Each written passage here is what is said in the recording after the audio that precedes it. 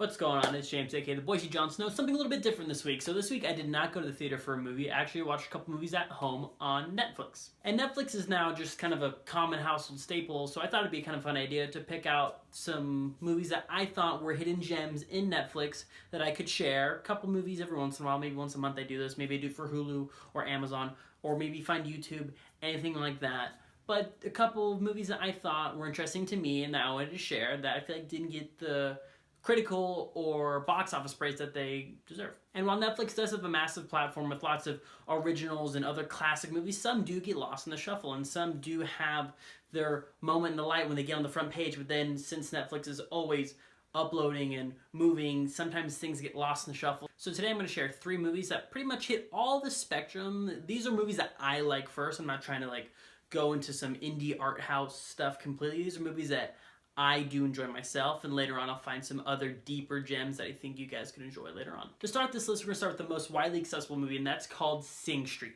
Sing Street was made in 2016. Actually, I don't know what it was made, but it came out in 2016. Super small budget indie movie, and it's about a guy who starts a band to get a girl.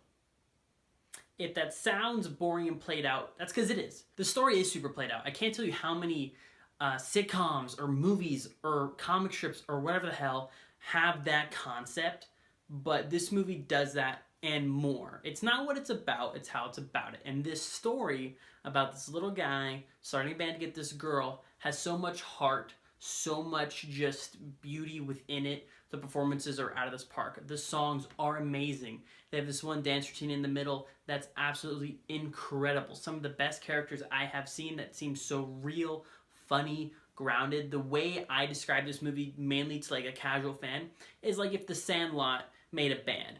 That kind of banter between the kids. It's in Ireland, for the record, so the accents are a little thick, but goddamn, is this movie just straight up magical. By the end of the movie, you're going to buy the soundtrack, or you're going to find it on Spotify or whatever the hell, but fantastic movie. Please check out Sing Street. Great movie. If you've been following me for a while, you'll know these two names kind of go hand in hand, and you know the name of this movie as well. That's Fruitvale Station. Black Panther was not the first time Michael B. Jordan and Ryan Coogler worked together. Neither was Creed. A couple years back, they made a movie about the real-life tragedy of Oscar Grant's death at Fruitvale Station in Oakland, California. A truly awful story, and this was Ryan Coogler's directorial debut, fresh out of film school, $900,000 budget, no budget at all, but such a real and grounded story unlike almost anything I've ever seen. It's not very long too. I think it's barely over an hour and a half. Michael B. Jordan gives such a good, strong, nuanced performance. His motivations are shown, not really said. You see that he wants to be this guy, but he just can't, and he keeps going back. He wants to give his daughter the best life she deserves, and he's just not stepping up to the plate like that, and you see that conflict throughout the movie. A really fantastic debut for Ryan Coogler. Some really great dialogue. Dialogue you don't really hear. You hear dialogue that's fun, like in Tarantino movies. Tarantino movies have dialogue that's really fun, really over it, under each other, almost woven together. But this movie, it's very something like if I went down the street, I'd hear dialogue like this, walking by a bar or just hanging out somewhere. It's very natural and real dialogue, and it's something we don't really get or that I haven't seen recently. That's Fruitvale Station. Ryan Coogler's actually 3 for 3 with Fruitvale, Creed, and Black Panther. The dude can only make good movies, so I highly recommend checking out one of his firsts.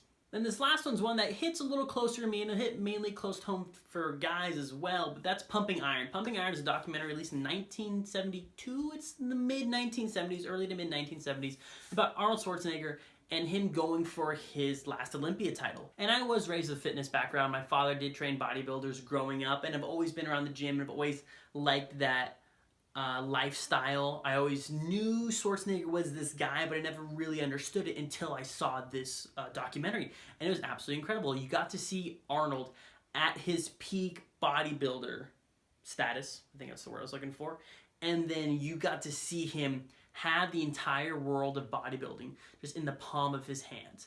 And these other guys that thought were this and that, and they were all hot shit. Arnold just comes in and is like, oh yeah, you have fun? Cool.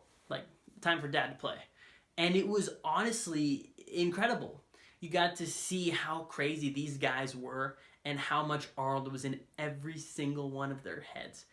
About 80 minutes tops, 90 minutes, nothing too crazy. I found it fascinating, but that's because I'm partial to bodybuilding. But I think seeing the mindset of Arnold and seeing how he sees greatness is something that everyone can get something out of it.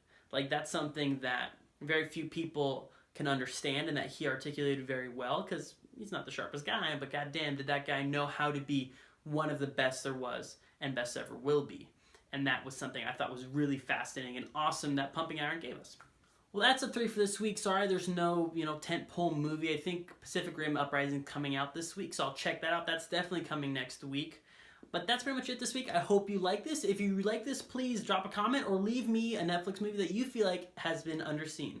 So that wraps up for today. If you like what you saw or heard I did with my hands, please hit like, subscribe, share, all that good stuff. And that's it for today, so bring it in for a hug. If you've been following me around for... Michael B. Jordan and Ryan Coogler in Black Panther...